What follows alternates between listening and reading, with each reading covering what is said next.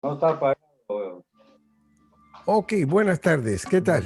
Todos, una vez más aquí reunidos, toda la promoción 69 Franco Pareja, y esta tarde vamos a tener el gusto de tener a Carlitos Oviedo, quien es docente universitario y consultor en comunicación estratégica. Muchos temas que podemos escuchar de él, mucho que aprender y bueno, hoy día vamos a hablar en relación a la jubilación. ¿Qué hacer después de estar jubilado? Llegar a la jubilación implica haber esperado mucho tiempo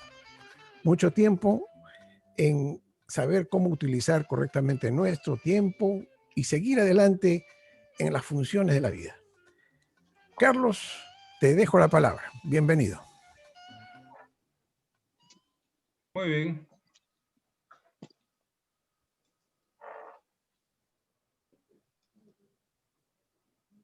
Adelante, Carlitos. Gracias, muy amable. No sé si ya estamos todos compartiendo la presentación. Sí. Así es, así es. Muy bien, muy bien. Como podemos ver, vamos a hablar de ese tema, qué hacer después de jubilarse, ¿no? Evidentemente, no voy a revelar nada nuevo. Son cosas que todos nosotros, los que estamos en esta edad interesante, lo hemos pensado, lo vivimos, de manera que el aporte consiste en haber organizado los temas de modo que podamos verlo como una introducción para el debate. Y también ojalá que esto nos ayude a pensarlo un poquito mejor. La primera cosa creo que tenemos que tener bien claro todos es que jubilarse el trabajo no es jubilarse la actividad. Todos necesitamos mantenernos activos, no solamente porque las personas de más de 65 años siguen siendo vitales, experimentadas, productivas, toda la gente de la promoción lo demuestra, sino porque creo que es necesario también planificar este nuevo periodo de vida útil, ¿no? El nuevo plan de vida. Fíjense ustedes que justo hoy día, por casualidad, vi un artículo del New York Times donde un especialista decía que la tercera edad, en verdad, es la tercera etapa de la vida, y estamos hablando de los 60 a los 90, ¿no? Fíjense, ¿eh? Estamos hablando de 30 años más de lo que antes pensábamos que era el límite normal de la vida. Ahí estoy compartiendo la imagen de una modelo que es contemporánea nuestra, se llama Yasmina Rossi, es una modelo francesa. No usa pigmentos, colorantes ni operaciones, y como ustedes pueden apreciar es una belleza. Pues bien, comienza un nuevo plan de vida.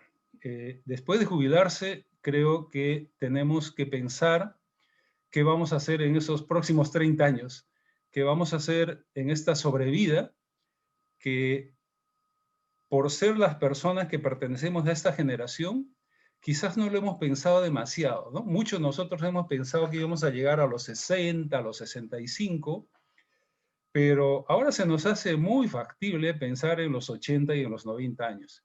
Entonces hay que pensar un plan de vida para los próximos 30 años, tanto en lo que corresponde a la familia, a lo económico financiero y al ámbito profesional. Ahí les comparto este cuadro, este gráfico, que muestra muy claramente cómo ya en el 2015 había más o menos una expectativa de vida de 71 años en el mundo, ¿no? Y se calculaba que el 8% de la población ya estaba sobre esa edad.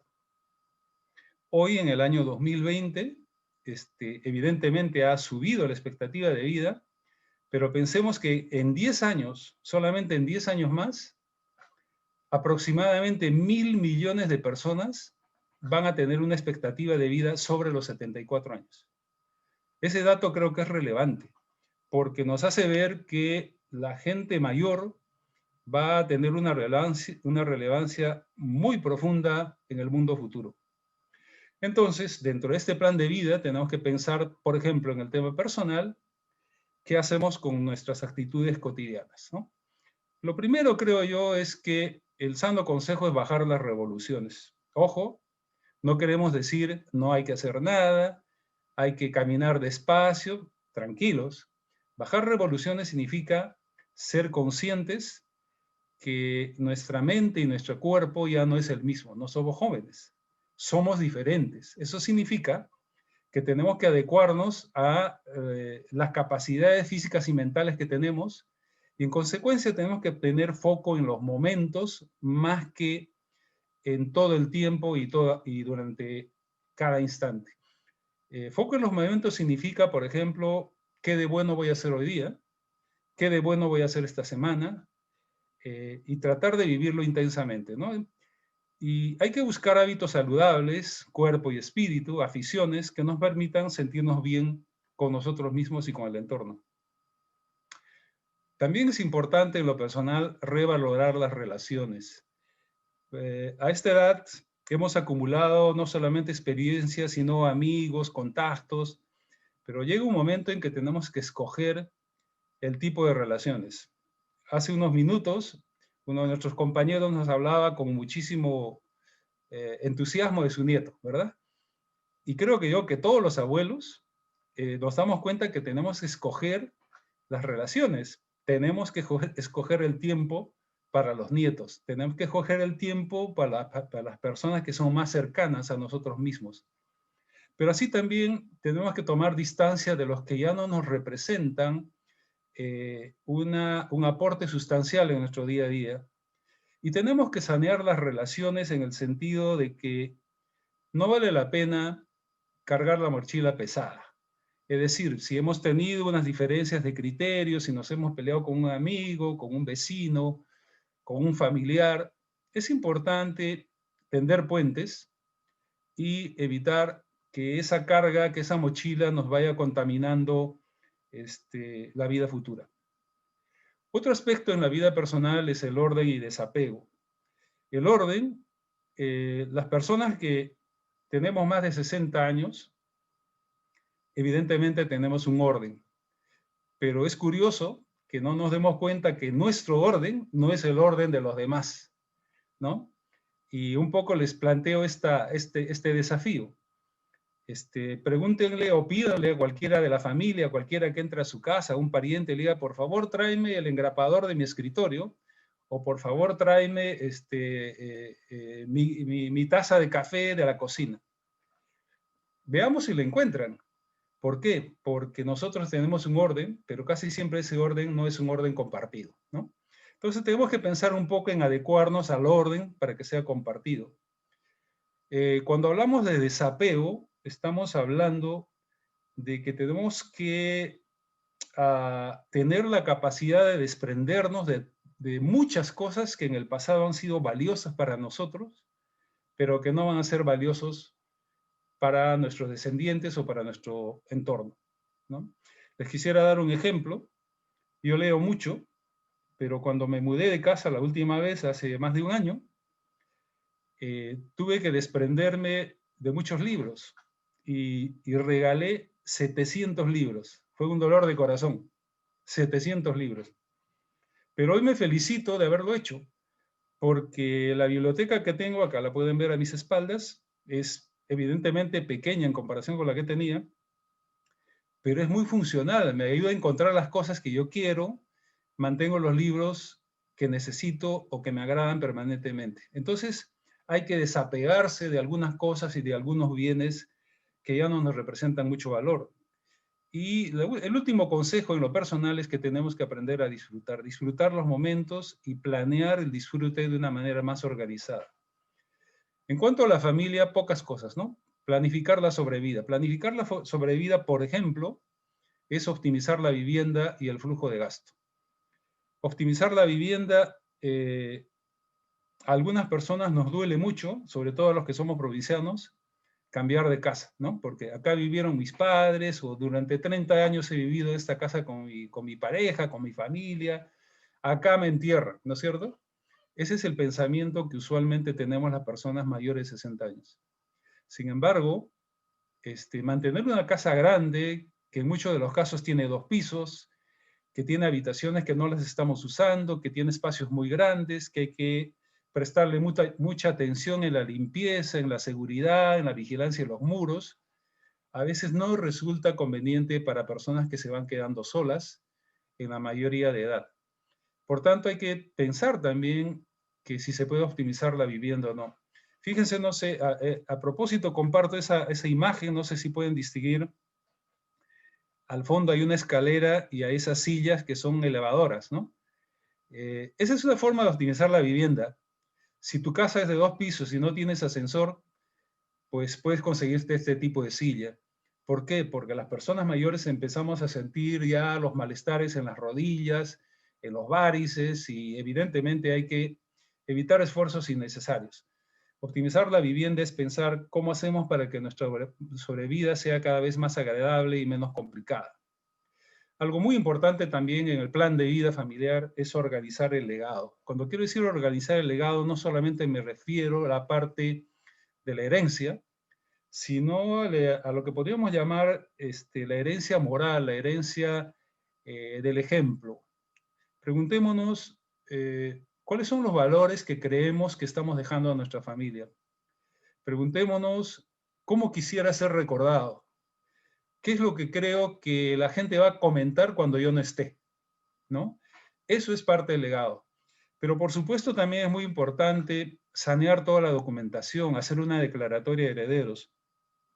Muchas personas dejamos la declaratoria de herederos para más adelante, ¿no? A nadie le gusta pensar en la muerte, pero una declaratoria de herederos evita que nuestros hijos se pongan a hacer un juicio. Porque si no hay declaratoria, tienes que hacer un juicio. Y a veces en ese juicio comienzan las discrepancias y los conflictos en la familia. Solución, cortemos por lo sano y mientras estemos con vida, con inteligencia y con tranquilidad, pensemos cómo se van a repartir estos bienes en el futuro. En el fondo de lo que se trata es de no dejar problemas. Y los problemas empiezan por las herencias, empiezan por los bienes que se tienen que compartir. Hace algún tiempo un amigo mío me participó que su padre había muerto, que era minero, creo que era compañero de Hierco ahí por unas minas del centro, del Cerro de Pasco. Y esta persona cuando se murió dejó una habitación de su casa llena de sus cosas y todo el garaje repleto de cajones. Bueno, este amigo me dijo, el 95% de lo que me dejó mi padre en esas habitaciones era basura. Lo que quiero decirles es que también tenemos que ser considerados en no dejar problemas a los familiares. En este plan de vida definitivamente tenemos que pensar en las finanzas. Las finanzas cambian a la medida que vamos cambiando de edad, ¿no? Ese es un gráfico de una empresa financiera, donde se nota que hasta los 30 estamos pensando en la acumulación, después en la consolidación, luego vamos madurando nuestras capacidades hasta los 50 años, que es una etapa de prejubilación. Lo que quiero decir es que pasamos de pensar en la moto a pensar en el departamento, y en el departamento ya pensamos en los fondos, en la tienda, en la propiedad, en la casita de campo, hasta que llegamos a la etapa de retiro y de sucesión que está entre los 60 y los 90 años. Y este es el momento de pensar qué hacemos con esos bienes, cómo los rentabilizamos o de qué manera hacemos para que eviten constituirse en un problema en el futuro. En cuanto a las finanzas también, obviamente se tiene que hablar de inversión. Desde mi punto de vista, ¿cuál es la principal inversión que deberíamos pensarla quienes hemos llegado a la edad de jubilación? Lo primero creo que yo es la cobertura de salud. La cobertura de salud y la cobertura de vida. Porque obviamente Dios no quiera, pero las personas mayores podemos enfermarnos, estamos en una etapa en que somos población de riesgo y creo que nadie quiere trasladar los problemas de hospitalización o de operaciones quirúrgicas a la familia, ¿no? Conozco familias, hijos que han tenido que vender su carro o pedir un crédito hipotecario para pagar los costos de hospitalización de sus padres. Cobertura de salud importantísimo. Si tú tienes una cobertura de salud que te satisface, en buena hora. Si tienes un excedente, mi consejo, invertir en fondos mutuos o propiedades. Sobre esto podemos hablar más adelante. Pero definitivamente no jugar a la timba, a menos que seas un financiero o alguien que tiene muchísima experiencia en manejo de bolsa, pues no juegues en bolsa a menos que la conozcas, ¿verdad? Y cuentas, me refiero a cuentas bancarias, y mi consejo es, ten solamente las que necesites, ¿no? Ve eliminando las cuentas que no sean esenciales y tener una caja chica. Y entramos un poco al plan de vida profesional. La primera opción está planteada acá, es decir, trabajar o no trabajar. Uno dice, bueno, ya llegué a los 65 años, me dedico a la Dolce Vita, no trabajo más, ¿no? Pero si deseas trabajar, evidentemente tienes algunas opciones como continuar en lo que ya te es conocido, continuar en el negocio, en el trabajo que venías haciendo, o derivar otras actividades como, por ejemplo, la consultoría o las asesorías, de lo cual vamos a hablar, la enseñanza, que también es un campo muy interesante que lo vamos a tocar, y las actividades sin fines de lucro. Si uno pretende no trabajar, en buena hora que tengas una disposición de ingresos constantes y si no, una pensión. También sobre el tema de la pensión podríamos tocarla más adelante. Pero en otras palabras, es justo y necesario disfrutar, tener un tiempo de relax, pero también hay que asegurar mantener un nivel de vida adecuado. ¿Qué pasa con la consultoría? A ver, la consultoría es una actividad que tiene unas enormes ventajas para personas mayores. ¿Por qué? En primer lugar, porque hay que usar la propia experiencia, porque uno puede trabajar a voluntad, es decir, a discreción. Si te sientes cansado, no trabajas. Si te basta con 1 o 2 clientes en buena hora, ¿no? Y te mantiene ocupado y te mantiene actualizado. Consultoría es realmente una buena opción. Pero hay algunas condiciones que se requieren para ser un consultor. Por ejemplo, 10.000 horas de vuelo. Muchos expertos y muchas investigaciones han señalado que no te puedes llamar experto en nada si primero no has trabajado unas 10.000 horas en eso. Se dice que el éxito de los Beatles se debió a que antes de presentarse en sus primeras grandes presentaciones públicas en Inglaterra, ellos habían tocado juntos más de 10.000 horas. Habían tocado más de 10.000 horas juntos antes de presentarse en público. En consecuencia, si tú eres un experto, también tienes que tener habilidades de comunicación, ¿no? Tienes que saber vender tu producto, tienes que tener una red de contactos, y si no la tienes, la puedes construir desde ahora, pensando en las personas que has conocido en tu vida, los que están en tu negocio, recuperar correos electrónicos, teléfonos, saber eh, dónde ubicar a las personas que te podrían ofrecer un servicio o plantear un problema interesante. Retroalimentar en el sentido que el consultor tiene que saber comentar las cosas que ocurren, tener capacidad analítica, curiosidad, gran curiosidad, y también una capacidad autocrítica sobre lo que uno sabe y lo que puede ofrecer. ¿Cómo puede hacerse la vida de consultoría? Acá hay unos tips muy rápidos. En primer lugar, uno tiene que informarse, tiene que investigar su mercado, ¿no? No tienes que estar desvinculado del campo de consultoría al que te quieres dedicar. Y hay que crear un ambiente de confianza con los posibles clientes. Pero fíjense que para crear confianza en un consultor, personas como nosotros tenemos unas ventajas enormes. La primera es la experiencia. Los jóvenes que están ahora en los puestos dinámicos, en las gerencias, en profesiones similares a las nuestras, tienen la desventaja de que no han pasado todo lo que nosotros hemos vivido. En consecuencia, la experiencia es un atributo que nos ayuda a crear un ambiente de confianza. La segunda cosa es que un consultor tiene que presentarse como alguien que no arriesgue el trabajo del consultado, es decir, del cliente. Ninguno de nosotros quiere ingresar a una empresa para quedarse en el puesto de quien lo contrata, ¿no es cierto? Eso debe crear confianza. Nosotros somos, si se quiere, aves de paso, que nuestra pretensión es ayudar a que esa empresa o que esa unidad de trabajo salga adelante frente a los problemas que afronta. Y por eso el consultor debe tener una enorme virtud que quizás es la parte esencial, la parte más clave de su trabajo, que es saber diagnosticar problemas. El diagnóstico de problemas, el entender qué es lo que está pasando, qué proceso no está funcionando o qué se puede mejorar en una organización, eso es lo que le da el campo de trabajo al consultor. Por tanto, si uno es capaz de diagnosticar problemas, también debe ser capaz de plantear soluciones y de plantear cambios, y también que se pueda demostrar la utilidad de esos cambios en el largo plazo. El consultor también debe ser capaz de capacitar, es decir, de transferir conocimientos. Por lo tanto, la vida de consultoría nos parece una opción muy interesante para gente mayor. La otra opción en este plan de vida es la enseñanza. ¿Cuáles son las ventajas de enseñar? En primer lugar, el uso del conocimiento adquirido. Uno enseña lo que ya sabe o sobre la especialidad que siempre ha trabajado. Algo muy interesante también es que es muy, muy estimulante, y lo digo porque yo soy por lo menos 30 años profesor. Formar a los jóvenes es un desafío constante, estimula mucho a la persona y te permite estar en contacto con generaciones diferentes a la tuya.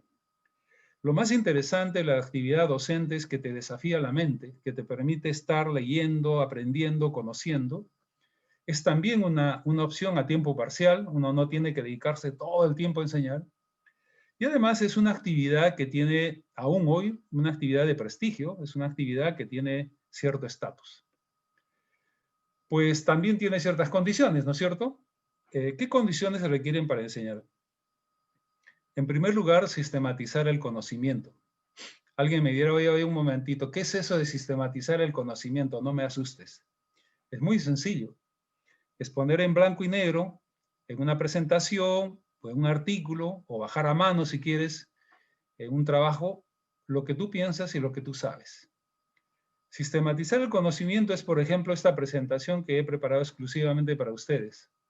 Se me ha ocurrido cosas y basado en mi experiencia, las he puesto acá. De manera que he organizado lo que sé, he puesto en valor lo que creo, lo que opino, y por tanto ya tengo algo sobre qué hablar. Y eso es parte importante de la enseñanza, ¿no? La capacidad expositiva, tener que hablar, ser capaz de hacerlo.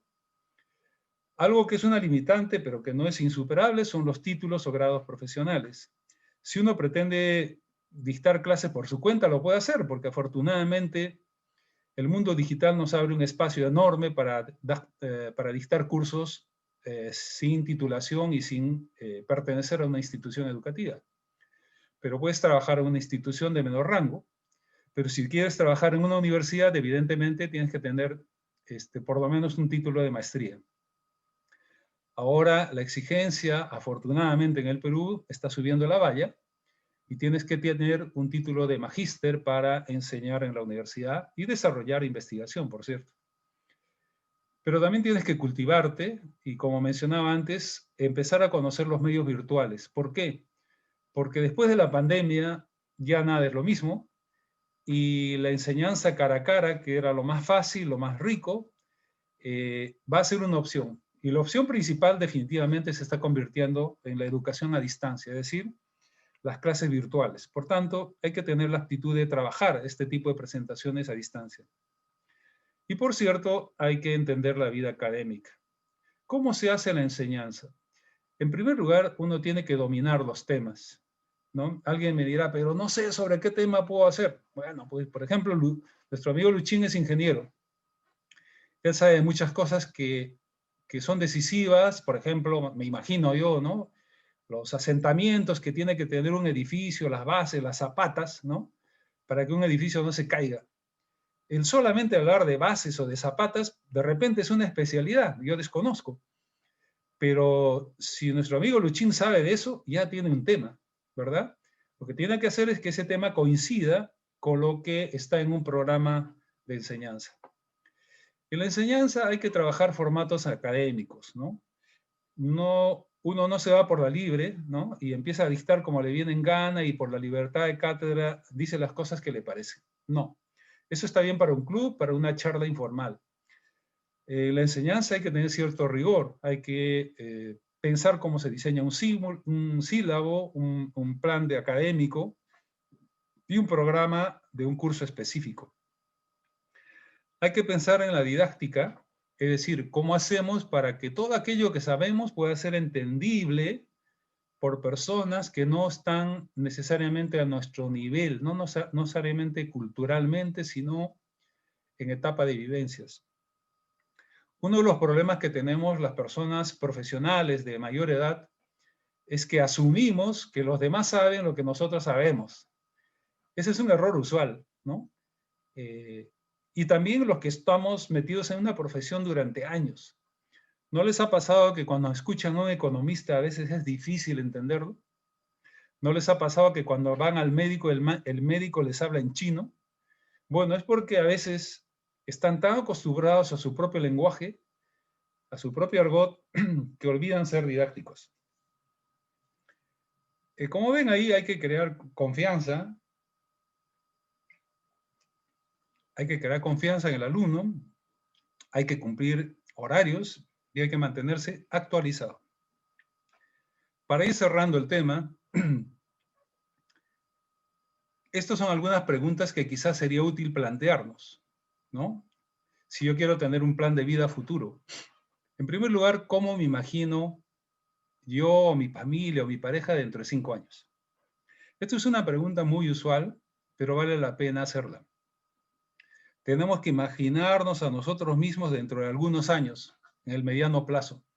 ¿Por qué? Porque así podemos identificar nuestras expectativas de vida y nuestras carencias, ¿no? Podemos identificar cuáles son las brechas, como dicen los gringos, cuál es el gap, cuál es la distancia entre lo que estoy ahora y lo que quiero ser, y lo que quiero lograr. Y eso ayuda muchísimo al plan. ¿Qué relaciones debo priorizar y cuáles no? ¿Qué logro me haría muy feliz? A la edad que estamos, tenemos que plantearnos logros que nos den satisfacción, logros que nos hagan muy felices, ¿no? Pensemos, ¿qué haría feliz a mis hijos? ¿Qué haría feliz a mi esposa, a mi familia grande, a mis nietos? ¿Qué haría feliz a mis sucesores? Y ponernos a trabajar en ello. ¿Cómo garantizo mi nivel de vida? Porque yo estaba acostumbrado a un ritmo de vida, pero ahora que ya no tengo un empleo, que vivo de una pensión, ¿cómo hago para vivir decentemente organizando mis gastos y mi día a día? ¿No es cierto? ¿Qué duda debo despejar? Cuando hablo de duda me refiero a las cosas más locas que se les puedan ocurrir. Sin ofender a nadie voy a decir, por ejemplo, ¿qué pasará con un viejo amor? ¿Vivirá o no vivirá la santuza? ¿No? ¿Se acordará de mí? ¿No se acordará? ¿No es cierto? No sé si ustedes recuerdan a Michael Jordan. Michael Jordan, un jugador espectacular de básquet de la NBA, todavía joven, planteó su retiro. ¿Y qué era lo principal que quería hacer? ¿Qué duda quería sacar él en su vida de retirado? Pues él decía, quiero saber si soy bueno para jugar béisbol. Y se metió a béisbol y lo contrataron profesionalmente.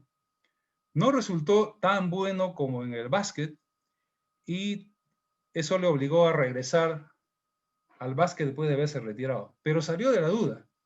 Lo que quiero decir es que en la edad que tenemos, en la medida de lo posible, tenemos que sacarnos las dudas.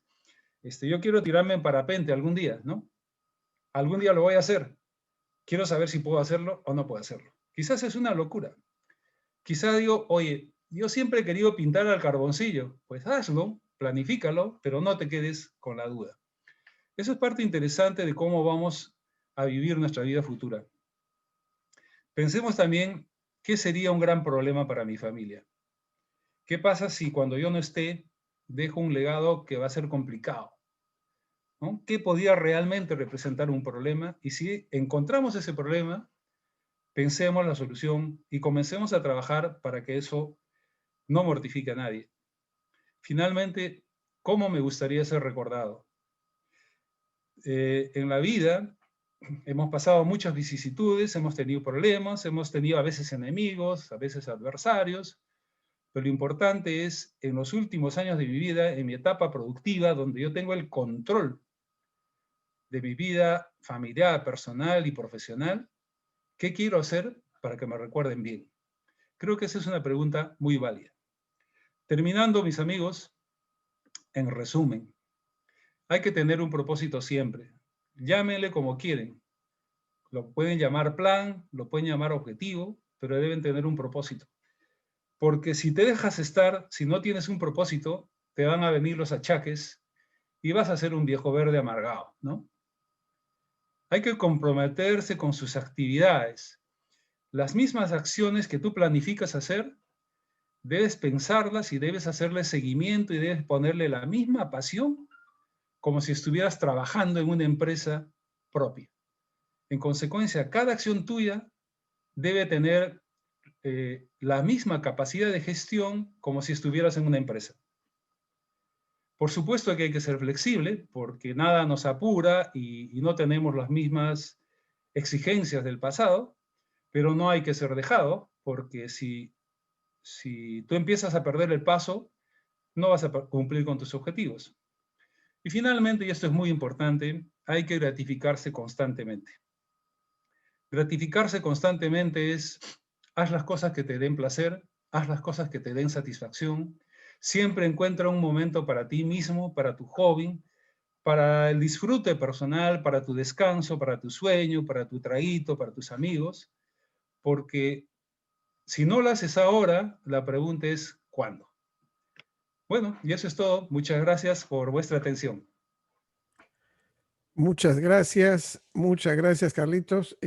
Una muy, pero muy interesante exposición. Y bueno, nos quedan 3 minutos en las que alguien querrá tal vez hacerte una pregunta. Pueden conectarse y adelante, Luchín. Encantado.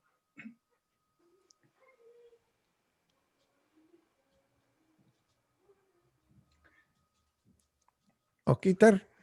Ya, hermano, una de las enormes dificultades creo que se tienen a nuestra edad es, y además es una cosa que no está en nuestras manos, no está en nuestro alcance, es las enormes dificultades políticas que presenta este estado de cosas, como en nuestro país, que se habla directamente relacionado a nuestra cesantía, a nuestros ingresos. Se trata de que quieren coger los fondos de las AFPs, hacer una AFP del gobierno, es decir, barbaridades en esta época, barbaridades, y sabemos que ese fondo va a ser metido y van a meter todos los gobernantes para temas populistas. Y entonces, imagínate qué seguridad podemos tener con unos fondos de ese tipo, ¿no? Yo creo que lo más razonable ahora tendría que ser la segunda opción que tú dijiste, buscar unas rentas propias, tal vez comprar un inmueble para que rente algo, etcétera, a mantener esos fondos en manos de quien quiere meter la mano a los fondos pues sin ningún derecho y además con un terrible riesgo. Correcto, comparto totalmente tu preocupación, Osquitar.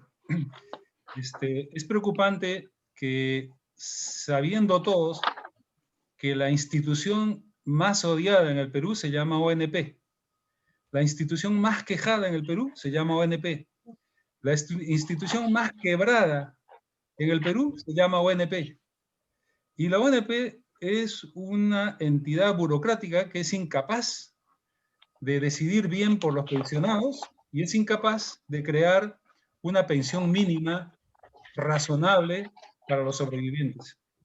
Entonces, el error del proyecto del Congreso actualmente es pensar que una entidad del Estado tipo ONP va a resolver los problemas que venimos arrastrando. Comparto totalmente tu preocupación. Yo creo que nuestro deber como personas que ya estamos jubilados en la edad de jubilación es no olvidarnos de nuestro círculo de influencia, porque qué mejor que nosotros los mayores para opinar sobre lo que es nuestra vida. Y tenemos que decirle a los hijos de los que están más atrás, mira, Carlitos, mi situación es esta, y no quiero que tengas un mal vivir en el futuro. te quedo muy agradecido, Carlitos. Se nos acabó el tiempo, amigos míos. Ha sido un gusto y espero verlos el próximo martes. Estamos aquí y les invoco a iniciar un tercer tiempo porque esta tarde está extremadamente interesante. O sea que acaba este segundo tiempo y vamos a continuar en el salón privado. Les agradezco. Buenas tardes, Carlitos. Bueno. Felicitaciones, Carlitos. Gracias, Gracias, hermano. Carlitos. Ha sido Excelente. Gracias, Carlos. extraordinaria tu Buenazo exposición. el tema. Excelente.